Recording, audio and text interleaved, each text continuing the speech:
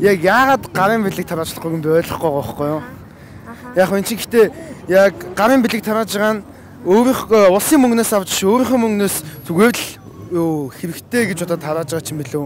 Улсын мөнгнөөс авч тараадгүй байлгүй дээ би гарын бэлгийг. Яг нэг бодлын зөв нэг бодлын буруу л да.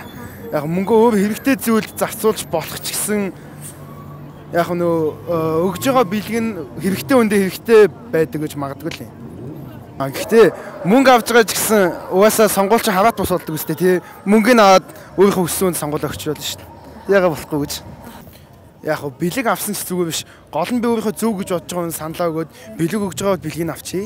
Гэсэн л бодлоо. Мөрийн хөтөлбөрийн ивэдүүд хийхээ мөн үгүй юу?